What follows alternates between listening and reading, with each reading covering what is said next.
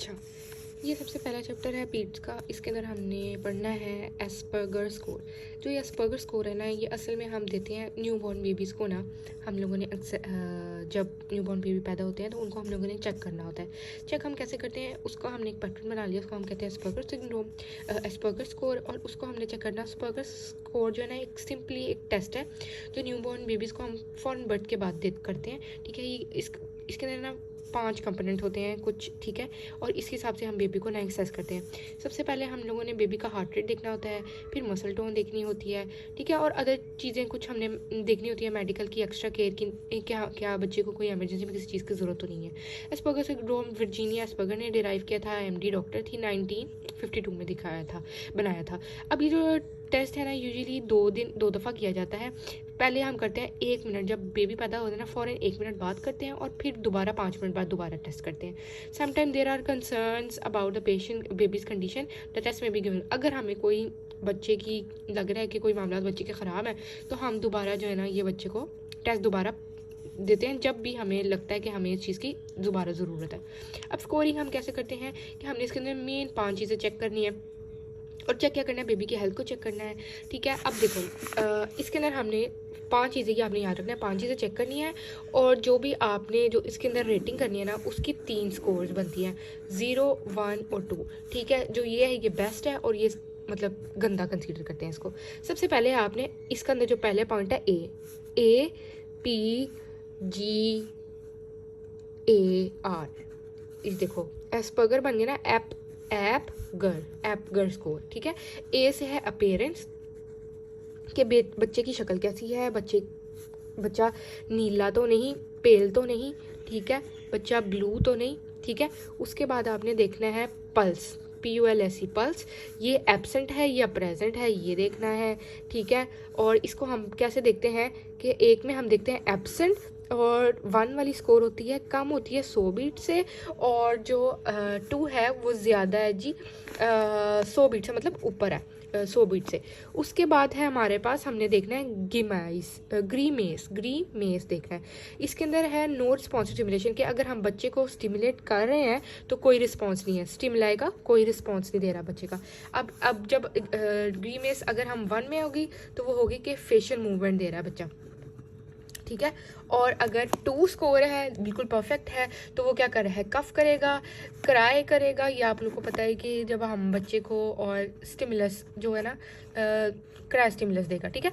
ये आपको पता है कि जो बच्चे को जब हम पैदा होता है तो उसको हम लोग जो है उसको उसके लंग्स को स्टिमुलेट करने के लिए वो उसको हिट करते हैं उसकी चेस्ट पे, तो वो क्राई करता है। तो उससे याद रखना है कि अगर बच्चा क्राई कर देता है तो उसकी कंडीशन ठीक है, तो वो स्कोर 2 है। सिर्फ अगर फेस की मूवमेंट्स दे रहा है, उसको उसके मुंह पे कोई तनाव फील हो रहा है, मतलब वो कोई बुरे सिग्नल्स दे रहा है, फेस पे रोने वाले दे रहा है, तो वो सिर्फ 1 स्कोर कंसीडर होती है, रोना नहीं कंसीडर होता है, तो वो 1 कंसीडर होता है सिर्फ फेशियल मूवमेंट। और बिल्कुल अगर वो कोई स्टिमुलस नहीं दे रहा तो ये 0 है। उसके बाद जो एक और ए है वो है एक्टिविटी, हमने बच्चे की एक्टिविटी देखनी है। अगर तो 0 है, 0 पे नॉन एक्टिविटी होगी, ठीक है।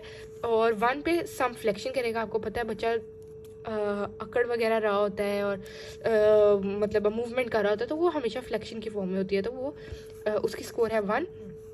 और 2 है एक्टिव और स्पॉन्टेनियस मूवमेंट, तो इसके अंदर प्रॉपर एक्टिव। अच्छा, उसके बाद हमारे पास जो लास्ट पॉइंट है वो रेस्पिरेशन देखनी है हमने पेशेंट की, बेबी की, ठीक है। तो इसके अंदर जो 0 है उसके अंदर एब्सेंट होगी, कोई रेस्पिरेशन नहीं हो रही होगी। जो 1 है उसमें वीक होगी, गैस्पिंग होगी, मतलब वो सांस लेने की कोशिश कर रहा होगा, सांस लेने के लिए गैस्प कर रहा होगा, और इरेगुलर होगी। और जो लास्ट है हमारे पास पॉइंट 2, उसके अंदर प्रॉपर स्ट्रॉन्ग हमारे पास रेस्पिरेशन होगी, और रोबस्ट क्राइंग होगी, मतलब फूट फूट के रोने वाला जो उसका ना एटीट्यूड होगा, ठीक है। उसके बाद अब हमने इसको प्रॉपर हमने इंटरप्रेट कैसे करना है, इस स्कोर को हमने इसकी इंटरप्रिटेशन देखें, ये लिखी हुई है कि हम लोगों ने बेबी को हम लेबल कर सकते हैं अगर तो इसकी एडिशन करते जाएं, मतलब कि इसके 5 पॉइंट होंगे, ठीक है। टोटल हमारे पास 0 से 10 पॉइंट्स होंगे ना, स्कोरिंग होगी। अगर हमारे पास जो हम लोगों ने प्रॉपर स्कोर ऐड कर ली वो 7 से 10 है तो ये नॉर्मल है, ठीक है। अगर हमारे पास 4 से 6 आ रहा है तो ये लो है, ठीक है, और अगर हमारे पास 3 से कम आ रहा है तो ये पुअर है, ये क्रिटिकली लो है पेशेंट, ठीक है। उसके बाद अगर मेरी बात सुनो, अगर 7 से ज़्यादा आ जाएगी ना तो हम कहेंगे बेबी गुड हेल्थ में है, अगर लोअर आएगी तो बेबी अनहेल्दी है, और अगर 3 वाले के करीब आएगी तो हम कहेंगे कि बेबी को बहुत ज़्यादा केयर की ज़रूरत है, बेबी बिल्कुल भी ठीक नहीं है। इसके केसेस में अक्सर हम पेशेंट की एयरवे को क्लीन करते हैं, क्लीन करेंगे हम उसको पेशेंट को, और ऑक्सीजन की हेल्प की ज़रूरत होगी, ठीक है।